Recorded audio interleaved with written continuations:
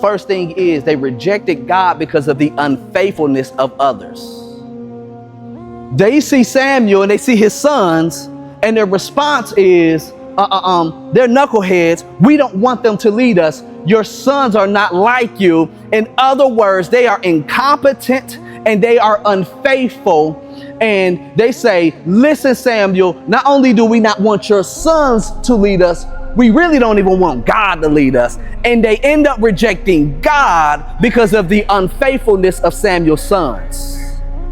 You would think that every time you saw somebody being unfaithful, that would be the reason why you trust him.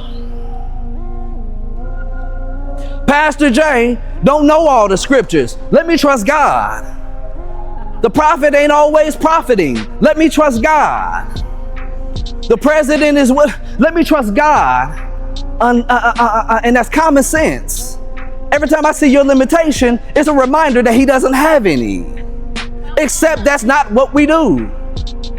We are the opposite.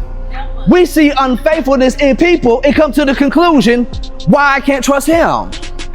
Subconsciously, what we've been doing is we've been praying to the faithful one to make them faithful. And whenever they're not faithful, we get mad at. The more that you saw the unfaithfulness of one candidate, you didn't put your hope in God to turn the nation around. You asked him to raise up another candidate.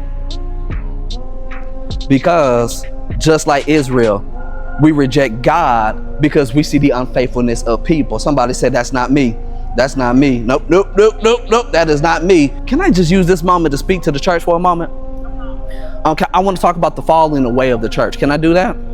Every last one of us know one person that's on Facebook, that's on Instagram, that's on social media. You go back to their page 15 years ago, 12 years ago, 10 toes down, breaking their heels, giving God praise at that altar, as they probably should. But now they're talking about, I don't know, is this that man's religion? And they're making statements saying this, that I don't really follow God because I ain't about organized religion no more. I'm anti-religion. I ain't about man-made religion. I ain't about man-made faith. I ain't got time for this. This is why I don't trust God. Which is meaning I don't trust him because of the church. It is absolutely ludicrous to say you don't trust him because of us. I will always fail you, but he won't. The choir ain't gonna always hit every note, but he's faithful. You don't know what's happening with the tithes, but he's faithful. There might be a shootout again, and we may not have the doors open, but the doors of Jesus is always open. Here's what I'm ultimately trying to say to somebody is, do not let a demonic mindset overtake you where common sense is no longer common sense. I call it common sense because I don't even think you need faith to understand this, but common sense says every time man, church, politicians, pastor, prophets, whoever is unfaithful, that is more of a reason to trust him, not to run from him.